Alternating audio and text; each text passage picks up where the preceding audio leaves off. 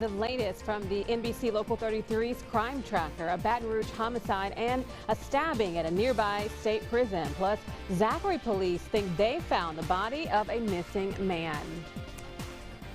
Good evening, everyone. I'm Crystal Whitman. I'm Harrison Golden. Welcome in for Local 33 News at 10 o'clock. Well, during natural disasters, it's easy to fall prey to scammers trying to steal your identity. All too true, and that's why NBC Local 33's Kara Saints here tonight explains why the Better Business Bureau is asking evacuees of these hurricanes that have been going on to shred personal documents before they fall into the wrong hands. When a storm rolls through, leaving damage like this, it's easy to forget what's important. Especially that they know there's storms in the Gulf, and there have been. They need to make sure they have their personal information handy so they can grab it and go. Carmen Million with the Better Business Bureau says old credit cards, social security cards, and bank records are the last thing people think to take when they evacuate. But that could leave the door open for possible scams and identity theft in the future. You don't want to leave that behind because you don't know who's going to have access to it. But storm evacuees aren't the only people that can fall victim to scams and theft. It can happen to anyone. Million says your first line of defense is to shred. Shred anything with personal information that could leave you vulnerable. That's why the BBB is hosting Shred Fest, to help you get rid of documents in the safest way possible. You need to protect yourself, and you need to properly destroy that information before it gets into the wrong hands. Today, more than 500 people came through to get their documents shredded. Million says it's the best way to ensure safety for you and your family. Kara St. Cyr, NBC Local 33 News. Now the next Shred Fest will be next month. We have details for you on our website, brproud.com. And turning to your Fox 44 crime tracker, Baton Rouge police have charged a man with negligent homicide after an accidental shooting last night.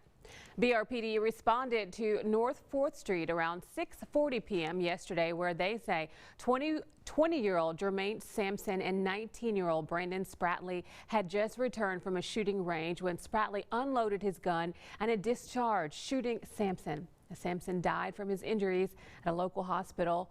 Spratley was charged with negligent homicide. An update on a story we've been following out of Zachary. Police say they found the body of an 81-year-old man who's been missing for almost a year. The family of Welton Wick Pierce tells us they received a call around 8 p.m. last night that someone bush hogging in Adams County, Mississippi found that 2002 GMC Sierra that is registered to Mr. Wick. Zachary Police Chief David McDavid says a K-9 team located what they believe are his remains nearby. And police are now waiting on the medical examiner to confirm the identity. Mr. Wick would have celebrated his 82nd birthday next week. Well, many in our nation's capital are reacting to the death of Supreme Court Justice Ruth Ginsburg. Kelly Myers spoke to some of those mourning her death and looks at what's to come in the battle to fill her seat.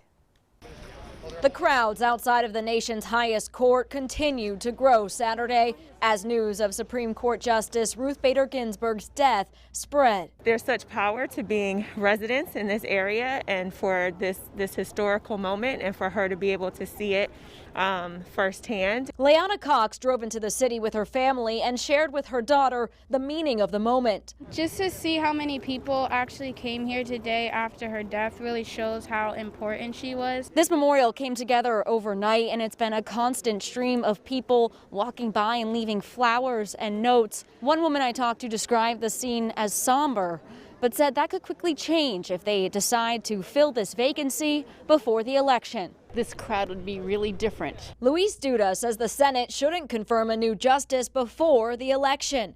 But across the street, the wheels are already in motion. The president has said he wants to move forward on it, and I do believe it needs to be moved forward on as well. Georgia Republican Congressman Doug Collins wants President Trump's nominee approved before Election Day. The president tweeted Saturday that voters gave Republicans control of this process, and he wants his nominee considered without delay. Collins expects an announcement soon.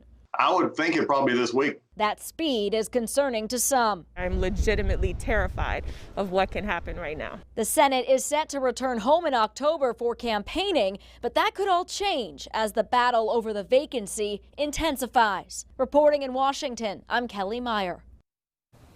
Still to come here tonight, a sense of community strong in Denham Springs this weekend as a couple of groups undertake some major fundraising efforts. And what the city parish is doing to fight back against a rapidly growing crime rate. More details when we return. Stay with us.